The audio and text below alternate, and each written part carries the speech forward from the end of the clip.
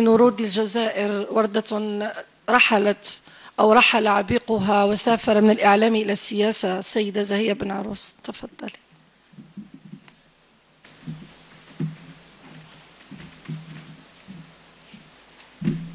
والله في مثل هذه اللحظات القوية الإحساس يعني، والتي نستعيد فيها بعض الذكريات مع فقيدة الجزائر وفقيدة الأمة العربية أميرة الطرب سيدة وردة الجزائرية، لا يستطيع الإنسان أن يحبس دموعه ولا عبارات ربما للحزن. في 95 لما جاءت وردة الجزائرية المرحومة، إذن أول مرة كانت في 95 لما كنا نعيش المأساة الوطنية.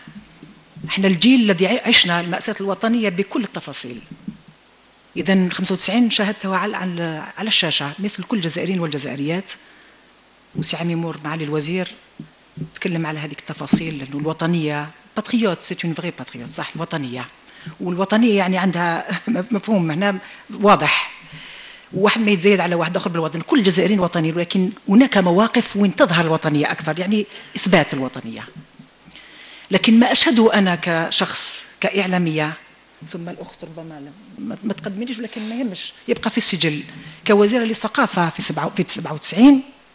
إذن في 99 وسي بن تركي لما تكلم كان تابع لوزارة الثقافة والاتصال، احنا كنا تابعين وزارتين في وزارة واحدة. شخصي المتواضع كنت مكلفة بالثقافة فقط، بملف الثقافة. وكما تفضل الأخ عمي مور، من التسعينيات، كل التسعينيات كانت منطقة الجزائر كلها كانت منطقة محرمة. فإذا احنا عشنا الأحداث هذه الأليمة، مأساتنا الوطنية، عشتها كمواطن ثم عشتها كمشرف على الثقافة، مسؤولية أخرى. 97 98 لا أحد من المواطنين لا في الجزائريين كانوا كما تفضل الإخوة كانوا يسافرون، كانوا يلجؤون إلى منابر أخرى، إلى فضاءات أخرى حتى يتحرروا، حتى يغنون، حتى يعيشون بين قوسين يعني ببساطة. لكننا نحن كنا هنا نموت ببطء، نموت بالقنطة، يعني نموت هكذا بيننا في صمت. ثم 99 ما ذكرهاش بن تركي، قال نجيبوا مطربين. أنا عرضوا علي لأنه كنت وزيرة مشرفة على القطاع، صح. 99 لما حضرت السيدة راي في دار الحق الآن ترحم عليها، جت ضعيفة جسميا يعني. لما سلمت عليها في المطار، صدقوني هذه شهادة، رانا نتكلموا على الشيء اللي عشناه، ما نزيدوا حتى بنقطة.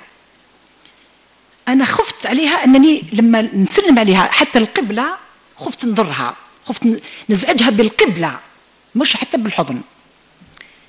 كانت في وضع يعني وقفت وجات، كانت في نحكي لكم هذا يعني حادثة يعني الوردة، مش الوردة الفنانة، وردة الإنسان كما قلت جزائرية للنخاع.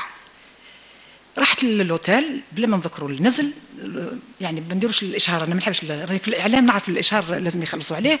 إذن في فندق، لكن بعد ما دمت وزيرة أنا ما نحبش هذيك تاع الفنادق ولا، وإحنا جزائريين وكانت الشحنة هذيك تاع الوطنية، وكنا يعني نعيشوا في مغلوقين على في متحجرين في بيننا.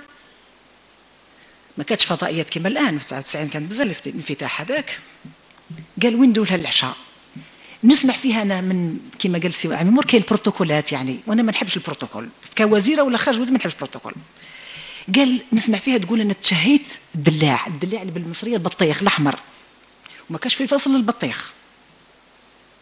وإحنا عندنا طبق ساعة مع يعني الوزير وكل الأخوة. نتكلم الأخ كنت صغير لما كنت تسمع وردة، ربما أنا أكبر منك سن. فإذا وقلت لازم الشخشوخة، إحنا طبق هذا الشخشوخة يدور في الشرق الجزائري، وإحنا الشخشوخة إحنا من الشخشوخة تخرج من مصرتي، إحنا درنا الشخشوخة. بقات هذه التفاصيل، أنا نشوف بزاف التفاصيل. باقة الورد تمشي، الفستان تهدي لها فستان، تهدي لها البرنوس، لأنه الشهامة تاع الجزائري وكذا، البرنوس للرجل ولا للمرأة، عندنا البرنوس الأبيض للنساء وكذا. قلت كل هذا لازم ندير لها الشيء اللي في خاطرها، لأن شفتها كأنها مريض وزياره المريض لما واحد كيتشهى شيء تحقق له هذيك الامنيه. الله يرحمها جات دعيتها للبيت مع الاسره، والوالده هي طبخت الشخشوخه هذيك، مش من فندق ولا من مطعم، لا في الاسره. والعائله كلها كانت، بنتي كانت صغيره يعني الان راهي 3 سنوات هكذاك الان. اذا تلمينا كل ودرنا لها وبن تركي كان حاضر مع السيده ليلى اللي كانت حاضره هنا لانها كانت مشرفه على قطاع الثقافه في التلفزيون، مؤسسه التلفزيون.